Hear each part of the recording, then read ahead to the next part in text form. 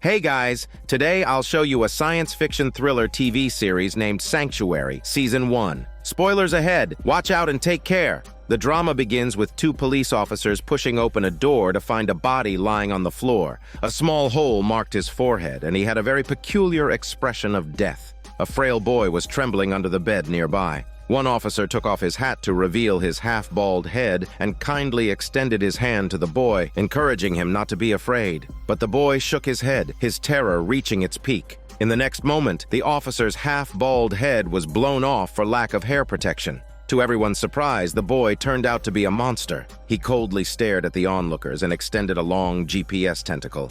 A few minutes later, the motel was heavily surrounded by the police. Both officers had been sent to patrol heaven by the monster. A sketch artist named Dr. Will came into the scene. His eyes were like a camera, capturing everything in detail. He concluded that a Russian family was staying here and that they had a child. However, the police insisted they had already caught the culprit, and the Russian couple denied having a child. The arrogant officer classified this bizarre triple murder as a simple shooting case. Will always saw what others couldn't. Because of this, he was not well liked at the police station. No one believed his outlandish sense. Just as he was leaving the building, he saw a boy walking on the rooftop. Will hurriedly chased after him and locked eyes with the boy, who was about to escape. This proved that he was right, and there was indeed a child in this house. The boy's eyes were filled with fear, and he ran incredibly fast. Just as Will was about to give chase, a car came out of nowhere and hit him. The impact was strong. The driver hurriedly got out to check on him, and Will passed out. In his dazed state, he recalled the nightmare that had haunted him since childhood. A monster had attacked young Will and killed his mother. When he woke up, he was in the hospital. No one seemed to care about his injuries because the police were eagerly organizing a lineup for the boy's mother to identify the suspect. Without hesitation, the woman identified the man behind the glass as the culprit. Her slightly pursed lips and guilty look suggested she was lying. The woman had initially denied having a child and then falsely accused an innocent man of being the killer. Confused, Will asked her what she was hiding. Despite his efforts to persuade her, she insisted she had no child and that there was no boy in the room. Will tried to explain to the officers that the injuries on the two officers weren't gunshot wounds. He had seen a strange boy running on the rooftop. But the police wanted results, not the truth, leaving Will feeling powerless. It wasn't the first time he had hit a wall, and he was used to it. The woman who had hit him with her car suddenly approached him, saying everything he saw was real and that boy was the killer. She was chasing the boy when she accidentally hit Will. The woman urged Will to believe her, since there were indeed incredible creatures in this world. She handed Will a business card showing her name was Helen, a biologist. Helen ran a mysterious sanctuary and offered Will a job. However, Will didn't seem interested in the offer. After that, Will heads home, showing that he is a loser in real life. His work isn't going well, and even his long-term girlfriend has broken up with him. No one understands him, and perhaps he never really fit in with this world. After much deliberation, Will decided to contact Helen. After all, there was nothing left in this world for him to care about. After a long journey, Helen brought him to a mysterious sanctuary. The place was enormous, but oddly, there were very few people around. Helen explained that the boy was indeed the killer, but technically he hadn't intended to kill. Will scoffed at her explanation, saying, "There's no such thing as accidental killing." He was eager to know what kind of people she was sheltering here. Meanwhile, the terrified boy was running for his life, pursued by a mysterious blonde woman. With nowhere to escape, he hid in an abandoned subway tunnel. Two patrolling officers found him there, wondering why such an annoying kid was wandering around at midnight. As the boy's fear escalated, the mysterious blonde woman appeared behind him and quickly incapacitated the officers. In a matter of seconds, she knocked them both out. In fact, she had saved their lives. Otherwise, they would have become snacks for the monstrous boy's tentacles. But by the time she was done, the boy had vanished again. Back at the sanctuary, Helen explained that she specialized in teratology, a field Will had never heard of. She then took him to the lowest level of the sanctuary. Here, the most important secrets of the sanctuary were hidden. Will was stunned by his surroundings. Before him was a deep-sea mermaid, a creature from myth. In another room lived a lizard man whom Helen had rescued from India with great effort. She pointed to another creature, saying he seemed kind and harmless, but he could breathe fire when provoked. She revealed that these were all abnormal beings living in the human world and the sanctuary's wards. This place wasn't a prison. The inhabitants could come and go as they pleased. Some stayed to live out their lives in peace, while more dangerous species had to be permanently confined. Even the servant offering tea startled Will. Despite his grotesque appearance, he was a loyal werewolf. Helen admired Will's abilities and hoped he would join the sanctuary to help find other hidden abnormal species among humans. She believed that this world isn't just for humans, and these creatures have the right to live too. Just then, Helen received a message. The monster boy was hiding in an abandoned tunnel. The blonde woman turned out to be Helen's daughter Ashley and was sent by Helen for the task. She had almost caught him but was interrupted by the two officers. Using his profiling skills, Will found the trembling boy hiding in a box. The boy was so terrified that a tentacle extended from his waist. If not for the blonde woman's timely intervention, Will would have been killed. The boy tried to attack again but was sedated with a tranquilizer dart. Helen introduced her daughter to Will. The mother and daughter looked about the same age, leaving Will puzzled about potential relationships. Mother and daughter had clear roles in their tasks. Ashley captured the creatures and Helen categorized them. The monster boy was strapped to an alien examination chair, his waist tentacle seemingly more agitated than he was. Helen explained that this is a limb created by genetic mutation. Will was then tasked with calming the frightened child. The tech guy named Henry brought some startling news. The mucus from the boy's appendage showed strong traces of radiation. This radiation originated from Chernobyl, a forbidden zone for humans and a paradise for mutated creatures. The boy was a product of this radiation. Born in Chernobyl, he eventually made his way to the United States. The boy's emotions were highly unstable, or rather, his appendage was more agitated than he was. Will almost had a close brush with death. Using logic and empathy, Will finally managed to calm the boy down. The appendage, no longer aggressive, obediently curled around the boy's waist. The boy introduced himself, saying he had been different from birth. His parents, fearing he would be taken away for research, smuggled him into the US, where he was adopted by a kind Russian immigrant couple. The boy was very timid. Whenever he felt scared, his appendage would go on a rampage, attacking anyone nearby. He had no control over this part of his body. It was a defense mechanism. The appendage had a mind of its own and only wanted to protect the boy. The deaths he caused were not intentional. He just needed a sense of security.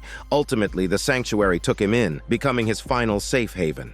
With the case resolved, the scene shifted to a dark alley, a filthy place riddled with vice. Suddenly, a loud noise echoed through the sky, and a bald man named Bald Jon made a dramatic entrance to flex his bald head. It was clear he wasn't human, even though he's bald. As he surveyed his surroundings, a prostitute approached him, offering her hormone services for $20. The man, hailing from Britain, was indeed looking for some fun, but his idea of fun was to kill the prostitute. This man, who had a storied past, had been following Helen and had finally tracked down the mysterious sanctuary sheltering individuals with extraordinary powers. However, the sanctuary wasn't easy to infiltrate. He was repelled by its electronic shield and badly injured in his bald head due to lack of hair protection. The news of the murdered prostitute quickly reached the sanctuary. Helen realized the killer might be someone extraordinary. She reviewed the surveillance footage and immediately recognized the shiny bald head. She knew him since they had been entangled in a cat-and-mouse game for over a century.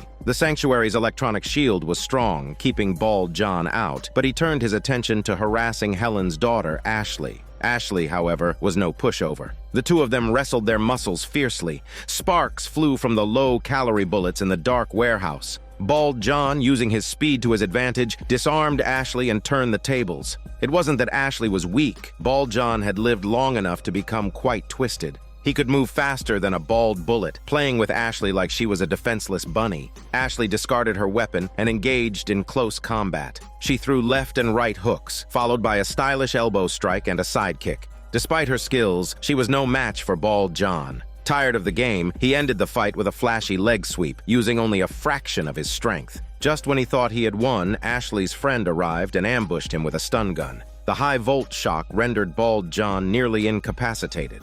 Meanwhile, Helen at the sanctuary was deeply worried. She knew just how dangerous Bald Jon was. His combat skills were terrifyingly strong. If he managed to enter the sanctuary, the consequences would be catastrophic. Yet her rebellious daughter Ashley had brought the unconscious Bald Jon into the sanctuary. As usual, the newbie Henry locked Bald Jon in the isolation room, unaware that he was unlike any previous captives. A mere 100,000 volts might handle small creatures, but it was insufficient for him, possibly because his bald head was insulated. He had only pretended to be knocked out. Ashley had been easily deceived. Bald Jon was the worst of the worst, a true predator among monsters. He forced Henry to disable the sanctuary's electronic shield and then zapped him with the same 100,000 volts. Unaware, Ashley was boasting to her mother about capturing a fast and strong British psycho. Helen was nearly scared to death by her words. The entire sanctuary went on high alert. Before Helen could respond, Bald Jon had already appeared before her and Ashley.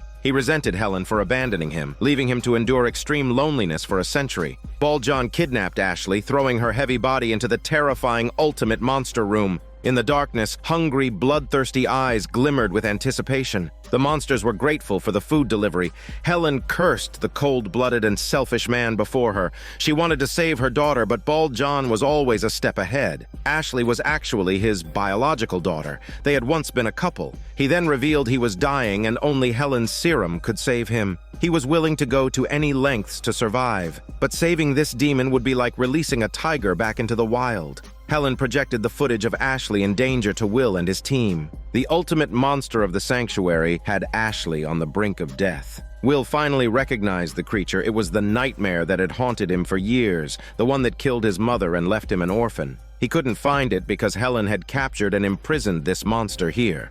Meanwhile, Helen produced the serum she had kept hidden. It was Bald Jon's lifeline. Trusting it implicitly, he injected himself with the serum, his joy at rebirth momentarily overshadowing his hatred for Helen. However, his joy was short-lived as he began to malfunction. He left a dramatic final message that there were 5 more like him. Then he died, a fittingly theatrical end. Helen had no time for nostalgia. Will and his team were barely holding on. The monster feared sunlight, and Will broke a window, buying them time to escape the sanctuary, taking the gravely injured with them. Fortunately, their injuries were mostly superficial. Ashley thanked Will for saving her, having underestimated his combat abilities, thinking he was just a bookish psychologist. The werewolf servant had also been seriously injured in the rescue.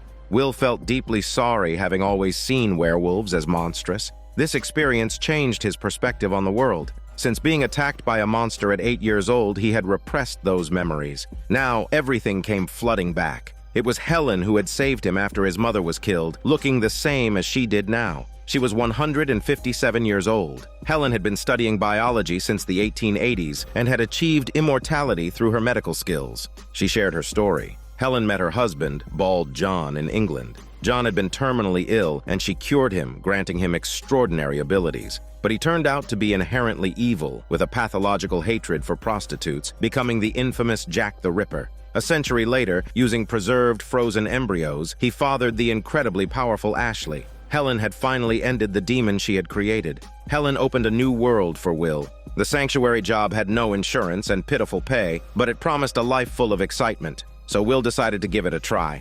The scene shifts to a group of skeletal knights known for their superior speed and combat skills compared to humans. Legend has it that they guard an elixir of immortality. Helen, along with Will and Ashley, ventures to a desolate, forsaken island to confront these knights. In the ensuing battle, the non-combative Will manages to sneak into the ancient tomb guarded by the skeletons, thanks to his teammates' cover. Inside the tomb, he encounters 3 stone coffins. Accidentally triggering a mechanism, Will watches as green liquid flows into a serpentine totem, causing the coffins to open. Surprisingly, instead of skeletons, the coffins contain 3 beautiful women. It's unheard of to bury the living, yet these women, though buried alive, are remarkably still alive. After defeating the skeletal guards, the team brings the 3 sexy women back to the sanctuary. Ashley is already eager to pack up and head off to the next mission. With her exceptional combat skills, she seems ready for anything. Helen, despite being 157 years old, looks as young as Ashley, but is deeply concerned for her headstrong daughter. The 3 women, though unconscious, are taken to the lab. Their brain functions and vital organs are intact. Helen administers stimulants, hoping to gradually revive them. Meanwhile, she examines the skeletal knights, who, beneath their bone masks, reveal human figures covered in a sticky, mucus-like substance, possibly the source of their strength. Late at night, the stimulants begin to take effect. One of the women twitches and wakes up first. Will rushes to the infirmary, introduces himself, but she seems not to understand him. Suddenly, she gives him an unexpected hug, leaving Will bewildered and overwhelmed. The sanctuary already has 2 women. Adding more could be too much for him. After the hug, the woman introduces herself as Danu and her 2 sisters. Will explains that they are in an alien sanctuary, a haven for supernatural beings. Danu recalls how the skeletal knights invaded their village, abducted the sisters, and buried them alive in the dark tomb. Everything around her feels unfamiliar, even electric lights. She mentions that before their abduction, a plague had struck their village, leaving them to watch their loved ones die without a cure. In the lab, Helen is engrossed in studying the skeletal knights, finding each dissection thrilling. Will shares that Danu mentioned a plague that sounds like the Black Death. However, the last major outbreak was over 800 years ago. It seems impossible that the women could have survived that long. Will suspects that Danu might be delusional, especially since the 800-year-old language would be vastly different from modern English, yet she speaks it fluently. Helen, however, finds that the liquid in the coffins is a voodoo concoction used to induce a death-like state, possibly preserving the women's bodies for centuries.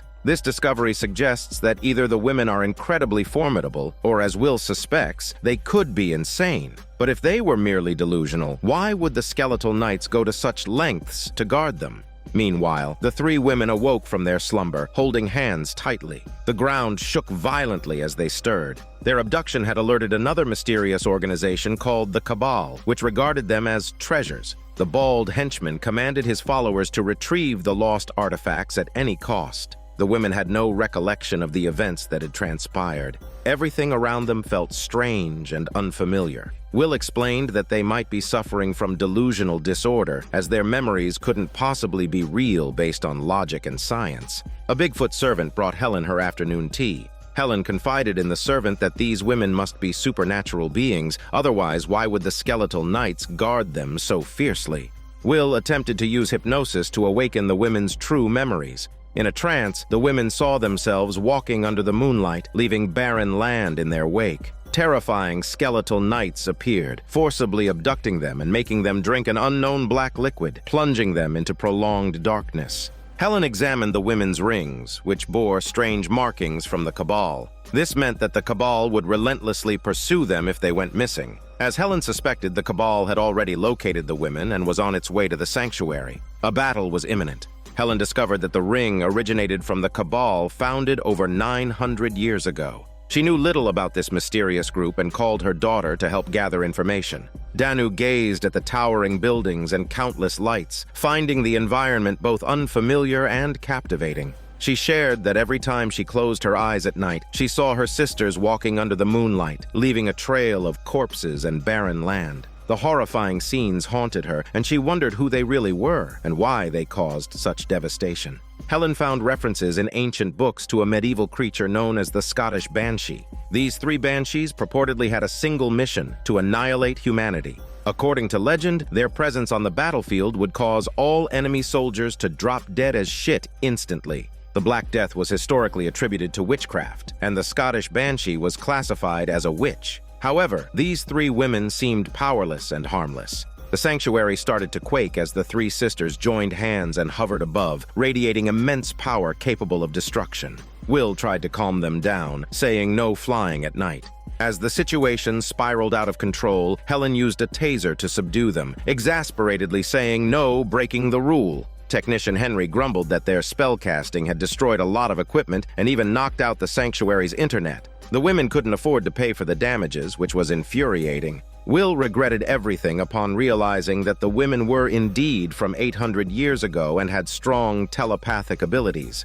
From the moment they hugged him, they had instantly learned modern English. It turns out the skeletal knights were actually the good guys, whom they had inadvertently killed. It was an unjust situation. The witches, if freed, could take countless lives. Helen wanted to imprison them forever. Will protested, saying these 3 sexy women only tormented him a little and didn't kill him. Helen, furious, considered grabbing a knife. Danu agreed with Helen, admitting that they should not have been awakened. They had been born with a mission of slaughter. Ashley bribed the rats with fresh mealworms to extract some secret information. She learned that the cabal imprisoning the three witches was just like them, tirelessly searching for and containing supernatural beings hidden in the human world. This organization had its own army, banks, and pharmaceutical companies, and was incredibly ruthless. Now that the sanctuary had stolen their witches, they wouldn't rest until they got them back. Meanwhile, the Cabal's forces had located the sanctuary. Several skeletal knights scaled the high walls.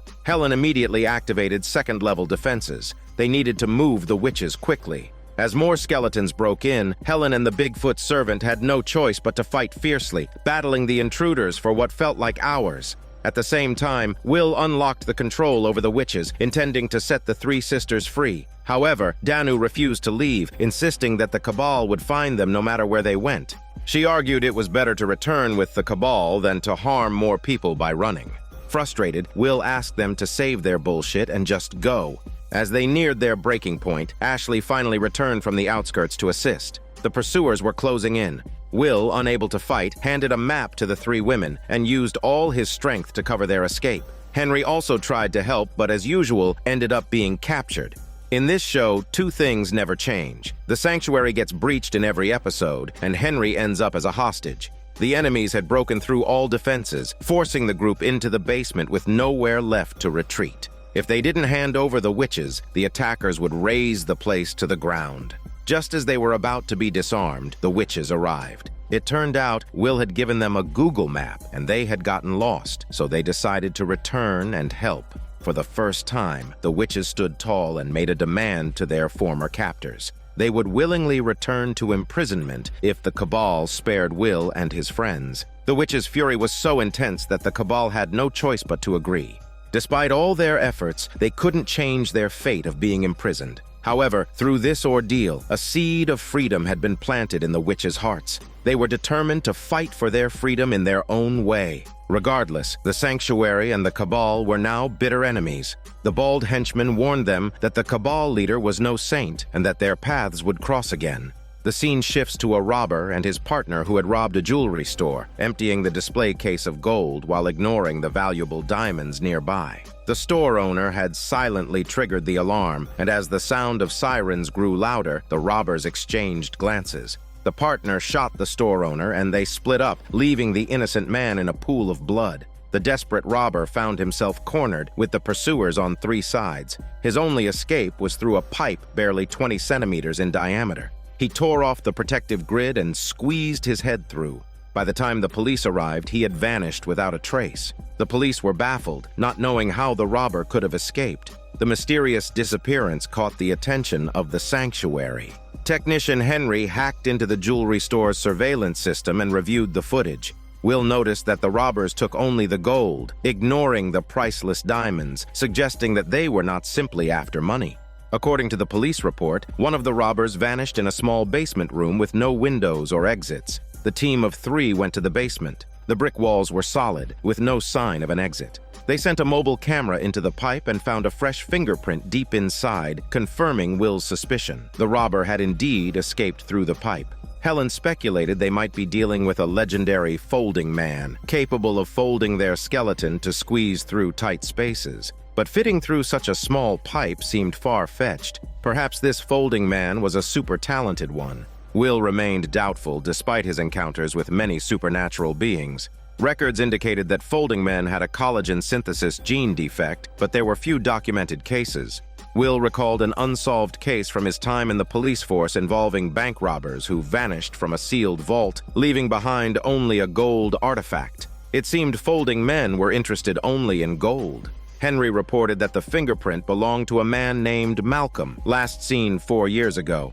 Will reached out to an old colleague to get files on the bank heist. The DNA of the injured robber from the bank didn't match Malcolm, but had 16 genetic markers in common with an old homeless man. They headed to Brown Street, known for its homeless population, to investigate. They discovered a folding man hideout. These people could navigate tight spaces, but preferred begging to crime. They met an old folding man who warmly welcomed the team from the sanctuary. He revealed that his son, Aaron, was the bank robber who had joined a folding man gang led by the criminal mastermind Normand. Normand controlled the young folding men by getting them addicted to a drug made from gold. The old man missed his son but knew nothing of the gang's whereabouts. Ashley, with her extensive network in the supernatural underworld, contacted an informant who was a crime lord involved in various illegal activities. The informant revealed that Malcolm lived near a cannery. The team immediately headed to the cannery, splitting up to trap Malcolm. They captured him using his own agility against him. Though he looked normal, a CT scan showed his bones were flexible, allowing him to slip through narrow pipes. It turns out the folding men steal gold to manufacture a highly addictive drug specifically for their kind. In simpler terms, this is a drug exclusive to the folding man community. The gold-based drug alleviates the pain they experience when shrinking their bones. According to the intelligence, the gang leader, Normand, has already produced a large batch of this gold drug. In 2 days, these drugs will flood the market, making all folding men hopelessly addicted and subservient to Normand. But where are these drugs hidden? Malcolm has been imprisoned in a secret room with no ventilation. In the small, dimly lit space, his scarred face looks increasingly haggard. Will reads from Malcolm's micro-expressions that he is terrified. Malcolm confesses that if Normand discovers he's been captured, he will surely kill him. He reveals that Normand was his partner during the robbery. When Normand gave him a look, forcing him to kill the store owner, Malcolm couldn't do it, so the cold-blooded Normand shot the store owner himself. Folding men are products of genetic mutation, shunned by normal society and living like ants. They believe Normand can help them secure their rightful place in the world. Despite Normand using the gold drug to control and abuse them, Malcolm expresses no resentment. He won't betray Normand or his kind. Malcolm's resolute words are followed by a fearful glance. Unable to get more information from Malcolm, Ashley seeks out her informant, only to find out that Normand has cut off the informant's wings to consolidate his power. The informant, once thought to be a big shot, met a swift end. Clearly, Normand intends to eliminate all opposing mutants and monopolize the city's illegal trade. With only 9 hours left before Normand's gold drug hits the market, they must intercept it. Meanwhile, Malcolm, suffering from withdrawal due to the lack of the drug, is weak and helpless. He vividly remembers Normand robbing a bank's vault with them years ago and killing the bank manager in front of everyone. His ruthlessness was evident. Though they considered escaping, where could these mutants possibly go since they were rejected by society? Will mentions Aaron, the son of the old homeless man. Aaron was a good kid, unwilling to be controlled by Normand, and secretly encouraged others to resist. Normand, hiding and eavesdropping on their conversation, brutally beat Aaron and stomped on his head. He then handed out the gold drug to Malcolm and others, crushing their spirits and ensuring their loyalty. Malcolm, in despair, stated that the gold drug was the key to their obedience. The withdrawal symptoms were more painful than death. The innocent lives lost haunted Malcolm, leading him to reveal a secret location where Aaron had planned for them to regroup if they ever escaped Normand's control. It turned out to be a small junkyard. Ashley lifted a discarded washing machine to find Aaron's body inside. Poor Aaron never escaped. Henry analyzed the gold drug's formula and found that the other ingredient manufacturers were nearby. Helen and Ashley went to intercept the shipment, while Will informed Malcolm of Aaron's death. Malcolm was trembling, devastated by the loss of his best friend and the withdrawal symptoms. He began to question why he hadn't joined Aaron in overthrowing Normand's control, why he stood by and watched Normand kill so many innocent lives without intervening. Hating his own cowardice, he cursed himself as a heartless monster. Encouraged by Will, Malcolm finally mustered the courage to lead Will to Normand's hideout. Fearful and trembling like an addict, he entered the hideout only for Normand's gang to immediately seize the unarmed Will. Apologizing to Malcolm for dragging him into this, Will was shocked when Malcolm, who had seemed so weak, revealed his true identity as Normand himself. As the rumors suggested, Normand was a criminal genius with impeccable acting skills, even fooling Will, a psychological expert. Will felt dizzy, recalling the old man's warning that Normand would never allow himself to be captured unless it was intentional. It was Normand who had signaled his henchmen to kill the jewelry store owner and who had brutally beaten Aaron in front of everyone. The confident, sinister face of Normand was worlds apart from the timid Malcolm. He controlled his followers with the gold drug, constantly brainwashing them into believing his actions were for their benefit. Soon, a large batch of the gold drug would hit the market. Will loudly questioned Normand's motives, asking why, if he truly cared for his kind, he killed Aaron, who was also one of them. Sensing doubt among his followers, Malcolm quickly blamed Aaron's death on the Batmen, who allegedly stuffed him into the washing machine. Will smirked, pointing out that he never mentioned Aaron was found in a washing machine. In a panic, Malcolm shot his doubting henchman, only to be shot himself by the same henchman, resulting in mutual destruction. Helen revealed that she had placed a tracker in Will's car, leading them to the hideout just in time to save him. The folding men were taken to the sanctuary, where they would safely go through withdrawal over the next month. Will felt foolish for being so easily deceived, but Helen and Ashley reassured him that his actions ultimately led them to Norman's hideout, making him a hero in his own right. Returning the case files, Will declined his colleague's offer to rejoin the police force, having grown fond of his work at the sanctuary. The scene shifts to Helen waking up from unconsciousness, feeling dizzy and with a splitting headache. The cabin around her was a wreck. Cold wind mixed with snow was seeping in through the shattered windows. It was clear she had survived a plane crash.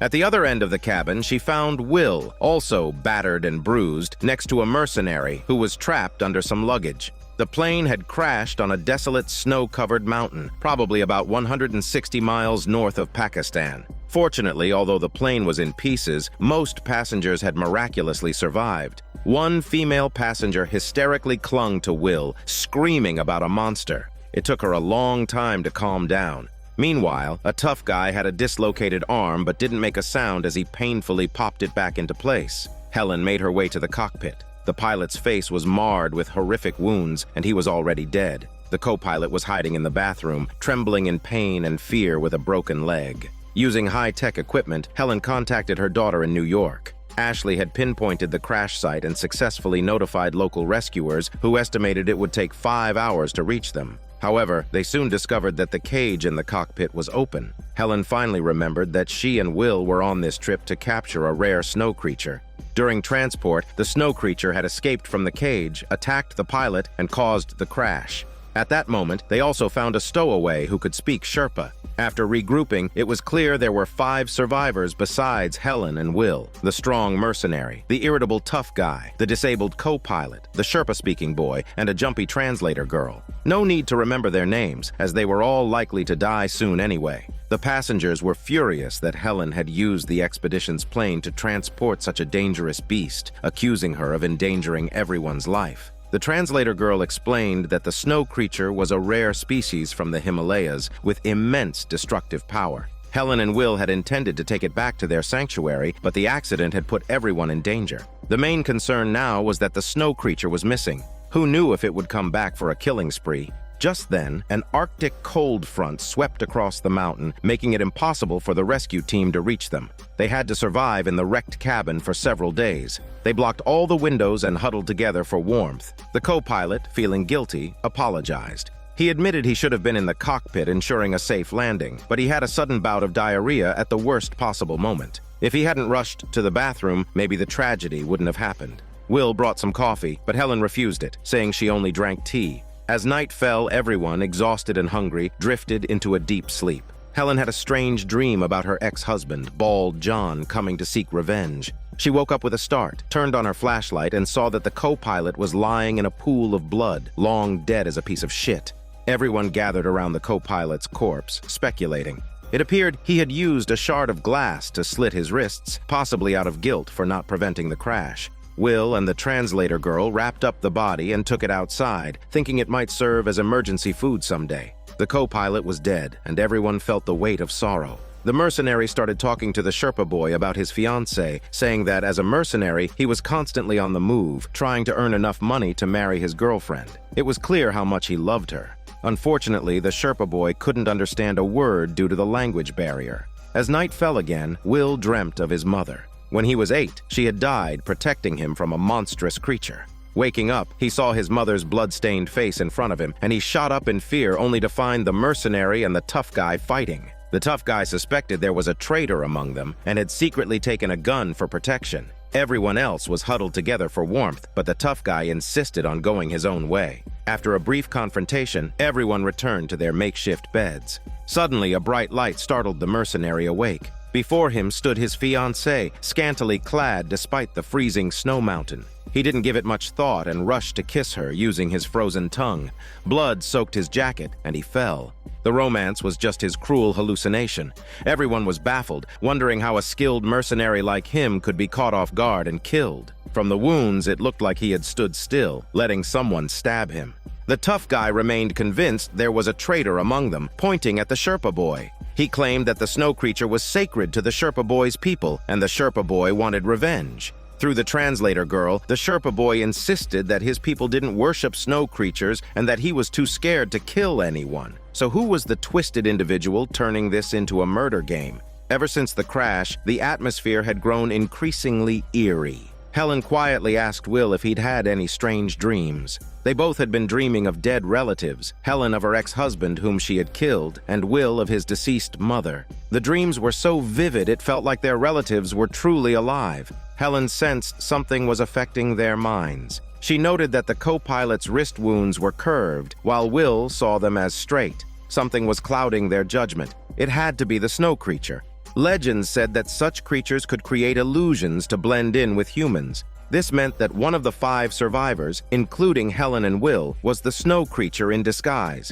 Helen instructed the translator girl to draw blood from everyone. This is because human blood would freeze instantly in the cold, but a snow creature's blood adapted to subarctic climates would not. The translator girl was visibly shaken, as anyone would be in such a bizarre situation. After 10 minutes, 4 of the 5 blood samples had frozen solid. Only the tough guy's blood remained liquid. The tough guy was instantly terrified, like a battered housewife. To ensure everyone's safety, they locked him in a small cabinet. He protested, claiming to have claustrophobia, but his pleas fell on deaf ears. Late into the night, the tough guy's muttering continued. The confined space was torturous for someone with claustrophobia. The Sherpa boy kept watch until he eventually succumbed to sleep.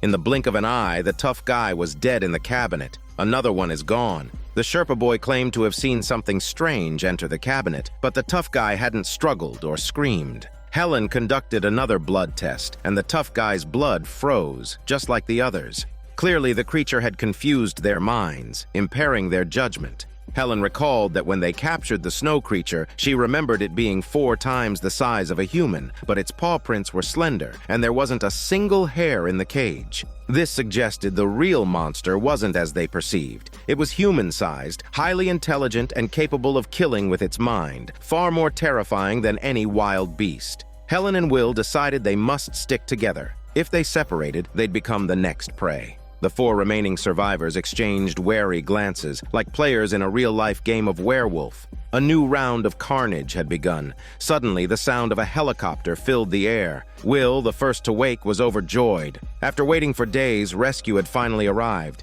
It was Ashley and the Bigfoot servant. Will wrapped his coat around himself and stepped into the biting cold with the others, excitement bubbling within him. But then, he saw his deceased mother standing behind him. He immediately knew it wasn't real. His rationality shattered the illusion. After a few minutes of excitement, the surroundings fell silent once again. Fear gripped Will. As he stumbled back towards the fuselage, he tripped over the translator girl's corpse. The real translator girl had been dead for a while, so who had been with them and played sexy all this time? Meanwhile, Helen and the Sherpa boy were still asleep. A terrifying hand clutched the Sherpa boy's chicken throat. The monster had killed the translator girl and taken her form. That night, it went on a rampage, separating Helen and Will. Just as it was about to attack Helen, she started dreaming. She saw her ex-husband, who invaded her dreams, even in death, shouting at her to wake up. She almost got killed in her sleep. Next to her, the fake Will was calmly chatting with her. They seemed to be having a pleasant conversation, oblivious to the real Will outside, frantically banging on the window. The door was frozen shut, and if it didn't open soon, Will would freeze to death in the relentless storm. At the same time, the monster was trying to manipulate Helen's mind. Looking at the silent Sherpa boy, Helen suddenly realized something. She asked the fake Will to make her a cup of coffee. He agreed. The real Will would have known that Helen never drank coffee. So she shot him, and the monster revealed its true form, human-sized, covered in disgusting slime, a horrifying sight. Will, who had managed to survive, lamented that they had paid a heavy price to finally capture the rare snow creature, only to end up with a dead one. It felt like all their efforts were in vain. As the story drew to a close, the feeling of returning to reality felt wonderful. The storm had finally passed, and the long-awaited rescue had arrived, albeit late. The scene shifts to a ghost ship adrift on the ocean. After receiving a distress signal, the sanctuary quickly pinpointed the ship's location. The ship was eerily quiet, sinister, with dismembered limbs and scattered corpses everywhere. All 6 crew members were dead, as if devoured by something, their bodies gruesomely mangled. The basement was filled with broken cages. Whatever had been kept there must have been terrifying. In one intact cage, Ashley found 2 little creatures huddled together, their big, bright eyes filled with fear. Suddenly, a terrifying roar came from behind. It was a semi-invisible beast, the one the crew had desperately tried to capture, the true culprit behind the carnage. Helen loaded a tranquilizer dart and shot the creature. Under the influence of the drug, it gradually lost its ability to resist. They quickly secured the creature at the sanctuary. It was like a chameleon with a semi-invisible gene. Not only the beast, but even the 2 little creatures in the cage had the same ability. The ship's log identified these little creatures as Nubina hedgehogs, though they looked more like rabbits. Judging by the broken cages, there had initially been many creatures, but the predator had eaten them all, leaving only these 2 trembling survivors. The creatures settled in at the sanctuary, much more comfortable than being in a cage. They were so cute and adorable that one might just want to sit on them, but of course they wouldn't. Helen received a new assignment. An elderly man had recently passed away. Strangely, he had always believed he wasn't human and had left a will requesting Helen to perform an autopsy on him. Helen had never heard such an odd request before. The body was brought by the old man's granddaughter, Sophie. She said that her grandfather had always seen things others couldn't, and everyone thought he was crazy. Only Sophie believed he was truly different. Despite working at the sanctuary for so long and seeing so many supernatural beings, Will was still skeptical of Sophie's bullshitting words. This offended Sophie, and the conversation ended on a sour note. Sophie decided to stay until the autopsy was completed. Late at night, Helen studied the creature's background. According to legend, the indigenous people of the equatorial rainforest considered creatures a symbol of fertility and prosperity, often giving them as wedding gifts. So creatures were actually lucky charms. Will suddenly stared at Helen, and as the distance between them closed, the air grew thick with an ambiguous tension. After a long moment, they both snapped out of it, awkwardly bid each other goodnight, and went to their rooms. Helen was puzzled. At 157 years old, how could she suddenly feel attracted to this young man? The creatures were in great shape. In just one night, they had produced 14 new creatures. These little ones learned to become invisible in just a few minutes. Though the numbers were overwhelming, their cuteness made it hard to mind. Not only did they reproduce rapidly, but they also grew quickly. The young creatures reached maturity in just a day. Will realized that this was unsustainable. The sanctuary couldn't support so many mouths. Meanwhile, the predator in another cell grew increasingly agitated, seemingly sensing the presence of the creatures. Henry and the Bigfoot servant brought food for the creatures. They had never seen any mystical creatures with such huge appetites. Allergic to these little things, Henry sneezed and prayed that Helen would find a way to get rid of these troublesome creatures. After days of waiting, Sophie finally received her grandfather's autopsy results. It turned out that her grandfather did indeed have precognition and telepathy. Blood tests revealed that she had inherited these gifts as well. Suddenly, Sophie felt dizzy. She sensed that the new creatures were very uneasy. Clueless about this, Will showed Sophie the little creatures. They could turn invisible, were incredibly cute, and had voracious appetites. Even Sophie was charmed to the point of dizziness. Because they were so adorable, Ashley secretly took one as a pet and spent the entire morning playing with it in her room. Just as Will approached, the creature peed, conveniently fertilizing Will in the process. Ashley apologized while trying to take off Will's wet clothes. As she did so, the atmosphere grew increasingly peculiar. Will had just been eyeing Helen, so why was he now getting cozy with her daughter Ashley? Only kids make choices, and adults like Will want everything. Since returning from the sea, Will had developed inexplicable feelings for this mother-daughter duo. The atmosphere was charged, and just as things were about to get steamy, the creature suddenly escaped from its cage. The two of them had to frantically search for the runaway creature, only to find that it had chewed through the wire mesh and was munching on the water pipes like chocolate. The next morning, the entire cage of creatures broke out. This was a disaster. These little creatures could turn invisible, and if they escaped the sanctuary, their rapid reproduction could overrun the entire planet. Within hours, the creature army had devoured all the food in the storeroom. Everyone split up to catch as many as they could. Henry found a semi-invisible creature and tried to lure it with cheese in one hand while threatening it with a gun in the other. Offended, the creature bit Henry hard. Who knew such a small creature could have such a big mouth? All 14 creatures escaped, but after turning the sanctuary upside down, they managed to catch only 3. Will came up with a bad idea. They could catch the most handsome and cutest male creature as bait, which would attract the female creatures. They had to act quickly because these creatures reached maturity in just one day and could have many offspring. They chased a creature to the attic, caught it with a loop, and found that it wasn't as hard to catch as they had thought. But when they turned around, the attic was full of creatures, their rows of yellow eyes staring back. It turned out that creatures could release a hormone that stimulated them to reproduce crazily. The hormone was everywhere, explaining why Will felt an ambiguous attraction to both mother and daughter. The creature army, like popping popcorn, occupied every corner of the sanctuary, gnawing on cables. A flash of sparks turned 2 creatures into crispy, chicken-flavored snacks. Fed up with their antics, they decided to unleash the creature's natural enemy, the predator.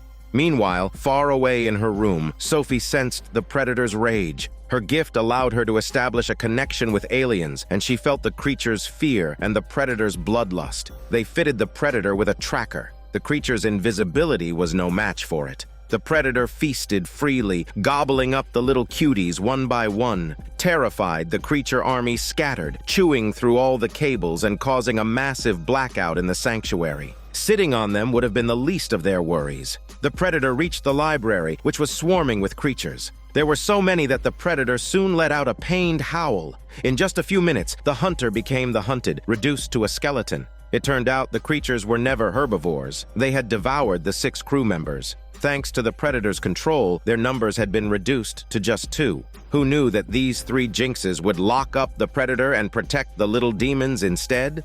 Without the predator, the creatures reproduced rapidly, spiraling out of control. The group huddled together, shivering to wet their pants, knowing it wouldn't be long before they became the creature's next meal. Helen and Will proposed using low temperatures to reduce the monster's metabolism, thereby slowing their growth and reproduction cycles. Sophie supported Will's idea because she could sense that the monsters indeed disliked the cold. Sophie explained that the creatures were feeling crowded and scared right now, and they were constantly warning each other. This meant they might be able to mimic the distress frequency of the creatures to herd them together. The experiment was a success. Numerous devices emitted a piercing frequency, driving the creature army into the basement. There, they were met with low-temperature fire extinguishers. After a thorough spraying, these little demons completely lost their vitality. The cold prevented them from reproducing and made them no longer voracious or bloodthirsty. They just wanted to sleep all day. Finally, they could live relatively peaceful lives. Sophie's contribution to this operation was invaluable.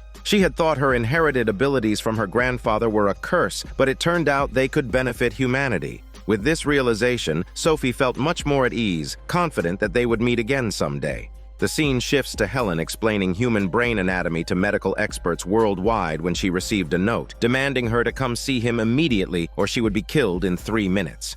The sender was none other than the famous physicist Nikola Tesla. Despite being 157 years old, Helen clearly wasn't ready to die. She quickly wrapped up her lecture and met the unexpected visitor who had intruded on her session. Upon meeting, the 2 old friends who hadn't seen each other in over 100 years exchanged pleasantries rather than hormones. Tesla informed Helen that her enemies, the Cabal, had sent assassins after her. No sooner had he spoken than a group of armed thugs burst into the room. Without wasting any time, Tesla led Helen into the basement, a 200-year-old crypt. Following the crypt's path would lead them to an exit, but the Cabal had already surrounded the area. Tesla grabbed an enemy by the throat, warning him to stay away from Helen's sexy body. As the situation escalated, Helen had to draw her gun to calm Tesla down. Tesla felt a thrill. How long had it been since he experienced the joy of killing? Helen questioned why he had changed so much and if he had forgotten to take his medication. Tesla didn't explain. Instead, he inserted his fingers into an electrical circuit, instantly lighting up all the lights. While a touch from others might cause electromagnetic induction, a touch from Tesla was a path to heaven. Tesla, in a killing frenzy, took down an enemy in one fell swoop. As more Cabal members flooded in, Helen realized that her feud with the Cabal wasn't severe enough to warrant being hunted down. It was Tesla's appearance that attracted their forces. The Cabal was actually after Tesla, and Helen was just caught in the crossfire. The question then arose, why did the Cabal see Tesla as a threat? Years ago, Helen, Tesla, and their group had injected a serum that turned Tesla into a fearsome vampire. He needed to take medication regularly to control his beastly nature. Tesla claimed his intelligence and extraordinary talents made him incredibly powerful, but with great power came a killer instinct. His abilities were seen as a threat by the Cabal and various religious groups, leading to repeated assassination attempts against him. Meanwhile, the bald henchman of the Cabal deployed a low-frequency noise weapon. The impact of a single noise shell was immense, causing the entire crypt to shake violently. Tesla fought desperately to protect Helen, but was pinned against the wall by the blast force. When the smoke cleared, a wooden stake had pierced his chest. Tesla, however, seemed unbothered and even made a joke, remarking that a small stake couldn't harm him. He then took the opportunity to confess his long-held feelings to Helen, saying he had liked her for over 100 years and he wanted her to join him. Before Helen could react, Tesla swiftly snapped the chick neck of the Cabal henchman but spared his bald head. At the same time, Ashley found her informant. She intended to trade some minor information for intelligence, but was unexpectedly hit with a tranquilizer. The informant was none other than her estranged and bald father, Jon. When Ashley woke up, she was in a warehouse. Jon's demeanor had softened. He directly asked for her help, first pleading for her forgiveness, and then urgently inquiring about Helen's whereabouts, warning that she was in great danger. This was truly a dysfunctional father-daughter relationship. The last time, her father had thrown her into a monster-filled warehouse, nearly costing her her life. Now, another tranquilizer had knocked her out, leaving her disoriented. Her father, with his unpredictable temper and erratic behavior, was like a madman, sometimes good, sometimes bad. Ashley wasn't having any of it and immediately engaged in a physical altercation with him. Bald Jon then teleported them to a busy city street, then to the edge of a volcano to observe the lava, and finally, he leaped off a high-rise building with her. Terrified, Ashley screamed and promised never to argue with him again. She couldn't understand how her mother had ever fallen for this violent man. Jon revealed that he and Helen had once been part of a small group called the Five, composed of scientists dedicated to discovering the secret of immortality. The group had 5 members, including Tesla. Centuries ago, humans and vampires coexisted peacefully until the church eradicated the vampires. Helen had managed to obtain the blood of the surviving vampires, which had miraculous properties. The 5 injected the serum, each gaining unique abilities. Some became extremely sensitive to light. Others saw their cognitive abilities soar. Jon gained teleportation, while Tesla gradually transformed into a vampire. Helen, on the other hand, achieved pure immortality, which was why she still looked as young as her daughter despite being 100 years old. Jon emphasized that Tesla was the most dangerous of them all, and Helen was in grave danger. Tesla finally revealed his true nature. His blood carried the DNA of the original vampire, and he intended to create a vampire army to replace humanity and conquer the world. He cut his palm and let his diabetic blood drip into the bald henchman's mouth, electrifying the corpse and turning it into a terrifying bloodsucker, a puppet under Tesla's command. This was Tesla's darkest moment, pushing him to the brink. As Jon warned, if Helen refused to join Tesla, she would meet a terrible fate. Tesla had approached Jon earlier, leaving him with a wound that he now showed. In the first episode, Jon had been deceived by Helen into injecting poison, nearly dying on the spot. However, Tesla had saved him through a time tunnel, eradicating the evil side of his personality in the process. Now, Bald Jon claimed to be a not bad person, but still remained bald. The world had gone mad. Jack the Ripper had even turned over a new leaf. Meanwhile, Tesla was attempting to brainwash Helen, hoping she would join him in transforming the world into a living hell. Helen showed her stance through her actions. She shot Tesla twice and then turned to run as fast as a Tesla bike. At Tesla's command, several vampires quickly sprang into action. They had agility but lacked intelligence and judgment. As Helen ran out of ammo, Tesla tried to win her over with his love. But Helen retorted, saying no one liked him even back in school because he was selfish and had an appallingly low EQ. In a critical moment, Jon appeared to flex his shiny bald head and stabbed Tesla in the abdomen, then swiftly teleported Helen back to the sanctuary. In that way, Bald Jon saved his hairy ex-wife and elegantly exited the scene. It seemed he had truly turned over a new leaf. Earlier, with Helen away and Ashley out on a mission, only Bigfoot and Will were left with nothing to do. Suddenly, the power at the sanctuary seemed to malfunction. Sparks were flying from the electrical box downstairs. Many different beings lived in the sanctuary, but no one would maliciously cause damage. Whoever did it had likely been electrocuted and was hiding somewhere to heal. Things quickly went from bad to worse. The sanctuary's doppelganger was mysteriously attacked. He only knew the attacker climbed very quickly. His 4 eyes couldn't make out what it was. Henry pulled up the sanctuary's surveillance footage. The doppelganger opened the elevator, and the next second he was pulled up to the ceiling. Will asked Henry to slow down the footage, but Henry, exhausted, fell fast asleep. Henry was sick and needed rest. Terrified, Bigfoot grabbed Henry and ran fast like a chicken. It was just a cold. Why make such a fuss? Will found a reptilian scale in the warehouse. Bloodstains and claw marks were on the floor, along with spilled tranquilizers. This creature was clever, knowing how to avoid cameras and steal tranquilizers. Henry lay in bed, drowsy. Will noticed a wound on Henry's leg and the missing tranquilizers from the warehouse on the table. Henry explained he had accidentally hurt himself while moving goods in the warehouse, but Will suspected Henry was the mutated creature. He quietly checked Henry's files, but discovered they were locked. It was almost certain Henry was more than just a tech nerd. He was also a shapeshifter. Henry refused to discuss his identity or admit to wrecking the sanctuary, leaving Will frustrated. Will pressed the elevator button and was startled when the doors opened to reveal a giant, scaly creature with a gaping mouth. It chased Will relentlessly. Was it a lizard gone rogue or a mutated eel? In the nick of time, a figure appeared and threw the creature out. The figure was covered in fur but quickly reverted to human form. It was Henry. Henry was a werewolf and wanted to keep it a secret. The creature was a prehistoric giant eel hatched from an egg Helen had brought back from the Amazon months ago. It had been forgotten in the warehouse, growing in the dark and causing chaos in the sanctuary. Will apologized to Henry, hoping for forgiveness for his rashness. Fortunately, Henry bore no grudge, and everyone remained a loving family. Ashley finally accepted her estranged father, learning he had many secrets. The future was long, and Helen would share her stories in time.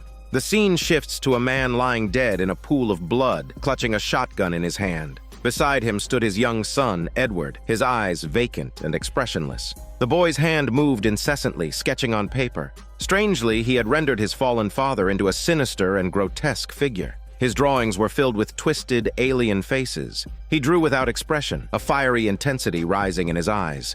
The police soon arrived at the scene. The sheriff informed Will that the man's wife had told the police her husband had pulled the trigger himself. However, based on experience, a man intending to kill himself would typically shoot himself in the head, not the chest. There were no signs of forced entry, leaving only the wife and their young son as witnesses. Edward was an artistic genius but also suffered from autism, making it difficult for him to communicate normally. It was said that he took less than a minute to draw the terrifying portrait of his father. Will discerned Edward's inner fear and unease through his artwork. There were hundreds of similar drawings, and intriguingly, one of them depicted the sanctuary where Will and Helen worked. Each drawing was as realistic as a computer-generated image. Edward's mother mentioned that her son had only flown over the old city once, 10 years ago, yet he remembered every detail of the sanctuary. If true, this young man clearly had extraordinary abilities. However, the focus was not on these abilities, but on the police's request for Will to determine the cause of Edward's father's death within 48 hours.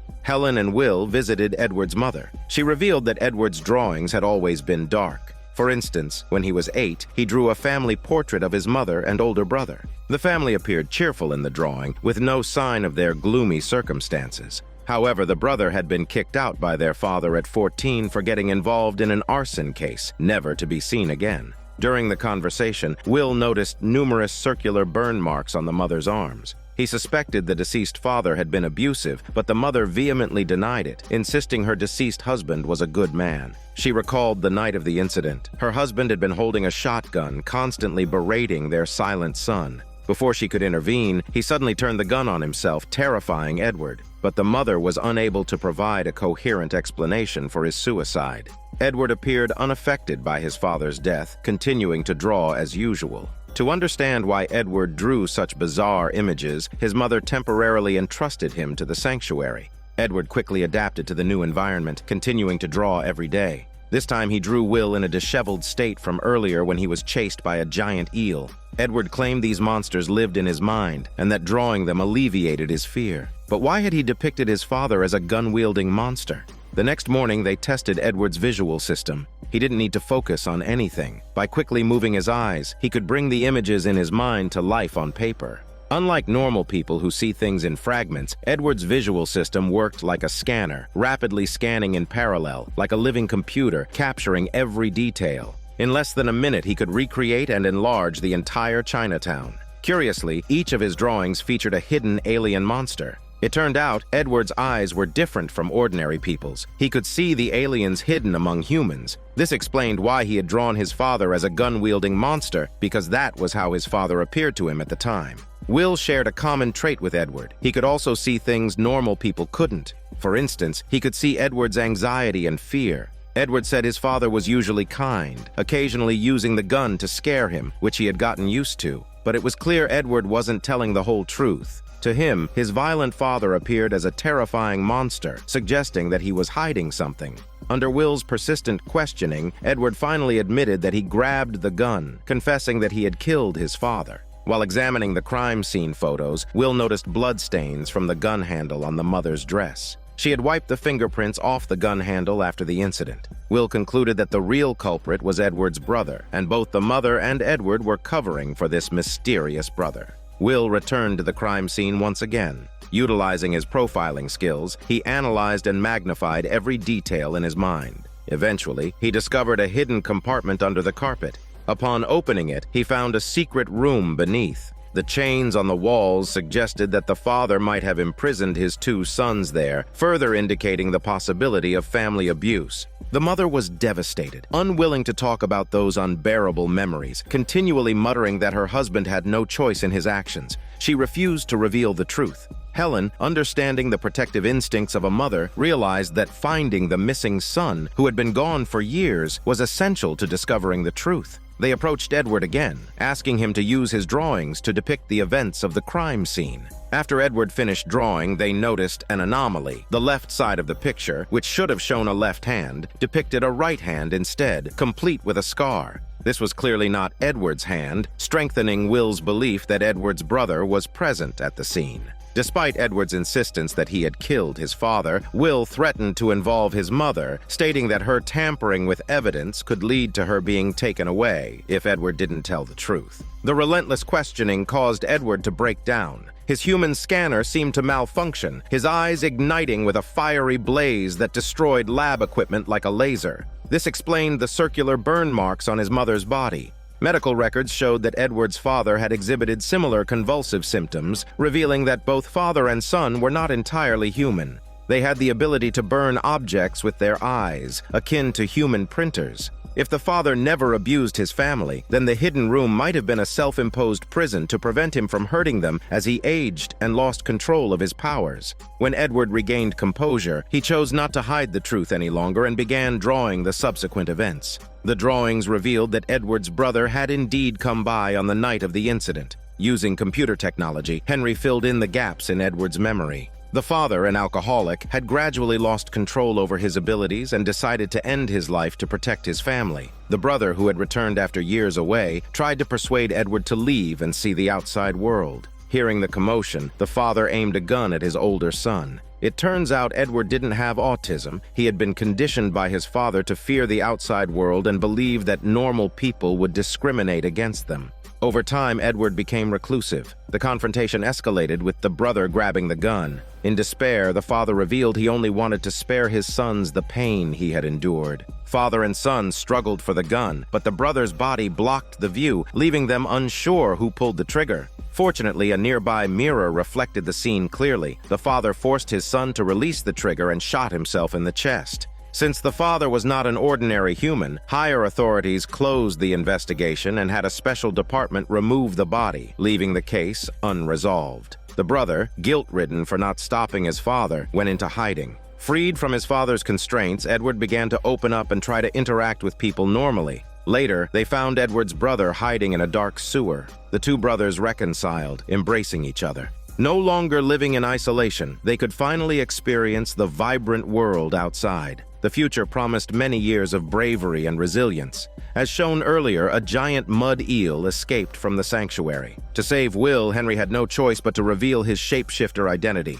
Since his first transformation, Henry's condition has worsened. Helen had found Henry, a young werewolf on the prairie years ago. Over time, he thought he'd adapted to human life, only to discover another side of himself maturing uncontrollably. He feared that one day he might go berserk and harm his colleagues. The only way to control his transformations was through a surgery that would remove parts of his pituitary and pineal glands, potentially rendering him mentally incapacitated. Henry despised his alien identity until he saw Edward and his brother, both non-human, learning to reconcile with their other selves. As the Bigfoot servant had said, some see their powers as gifts, while others view them as curses. Every talent comes with its own misfortunes. With time, Henry believed he too could reconcile with his other self, like a butterfly emerging from its chrysalis, embracing a new life. The scene shifts to Helen and Will aboard the Nautilus submarine, venturing into the perilous Bermuda Triangle. For years, ships and planes had mysteriously vanished in this region, fueling endless speculation.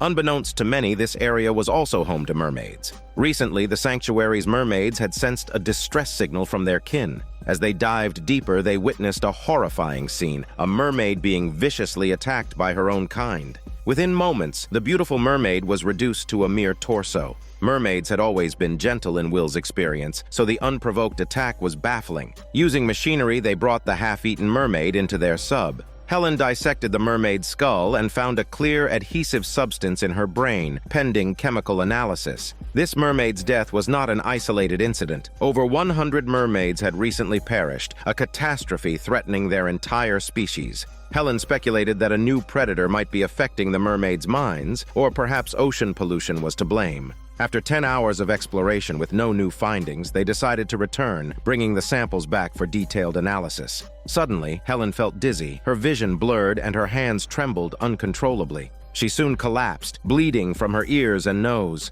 Her brain couldn't withstand the rapidly decreasing pressure in the cabin, forcing them to halt their ascent and stabilize at their previous depth. Helen's condition improved under the higher pressure, but she was puzzled why Will was unaffected. At 100 years old, Helen had experienced countless dives without issue. She drew her own blood for analysis, and while waiting, discussed her daughter Ashley with Will. Normally calm, Helen grew irritable, displaying unprecedented anxiety and self-doubt.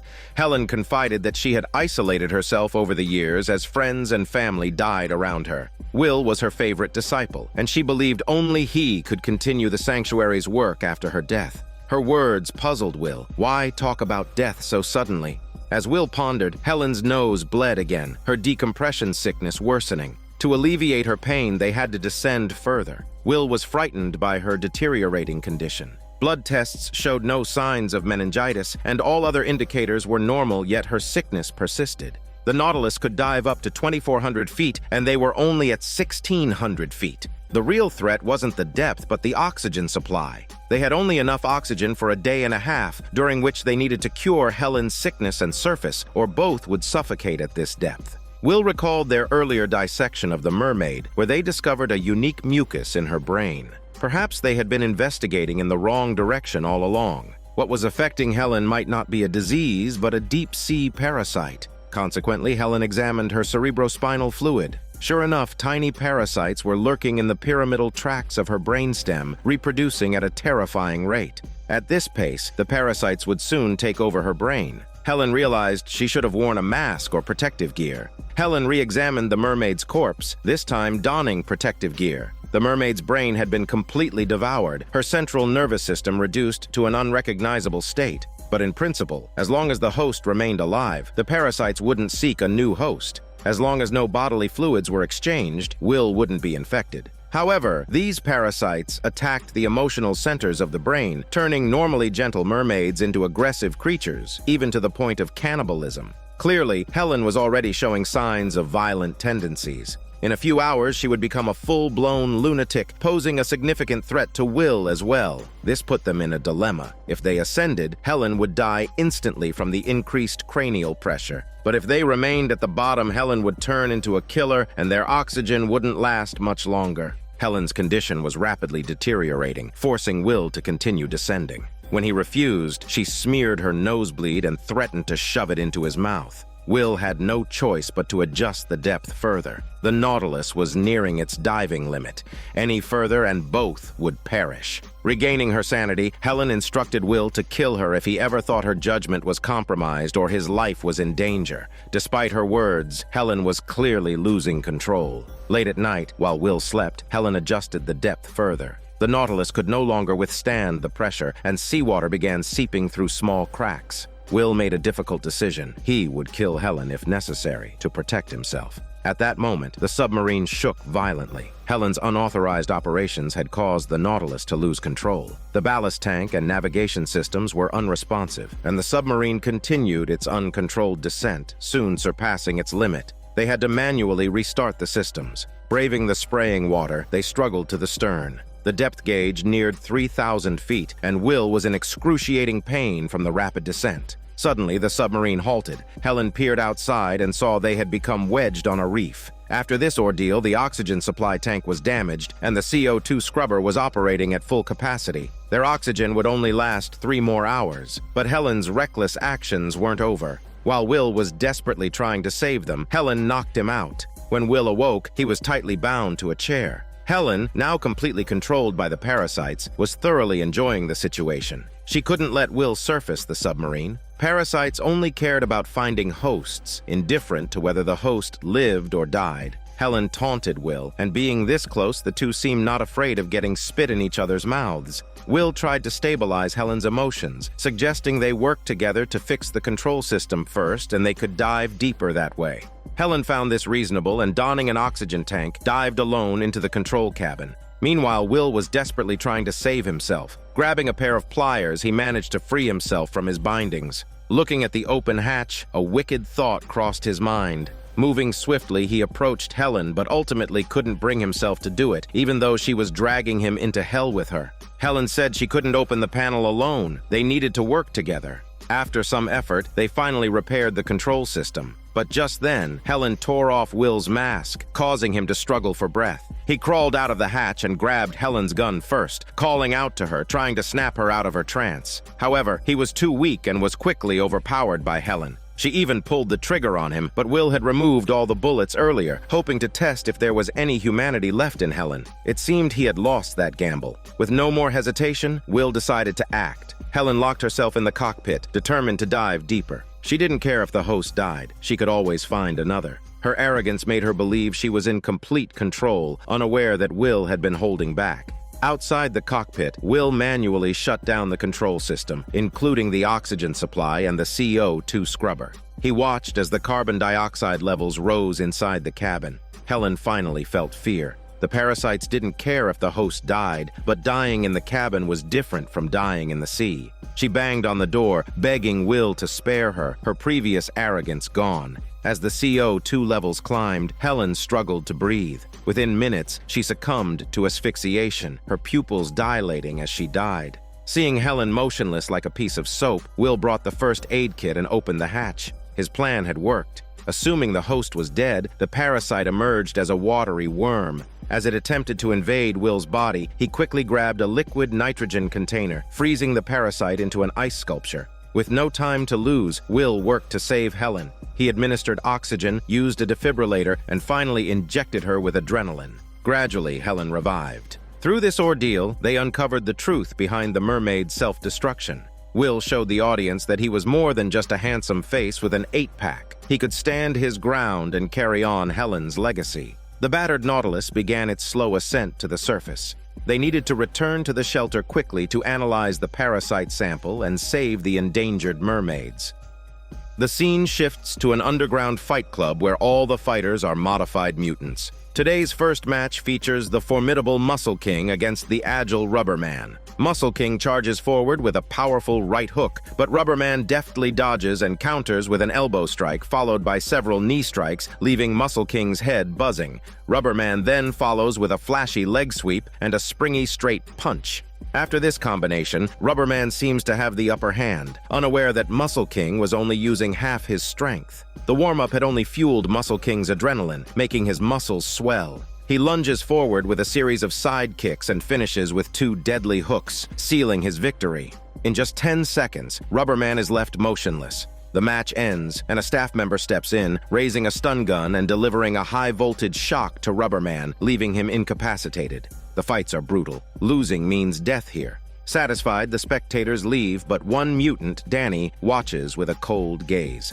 A month ago, Danny was an ordinary man with a 9-to-5 job, a loving wife, and well-behaved children. Though not wealthy, he was happy. This morning, his friend Will received a plea for help from Danny's wife. For years, the couple had provided meals to the homeless. Recently, their shelter had mysteriously lost several homeless people.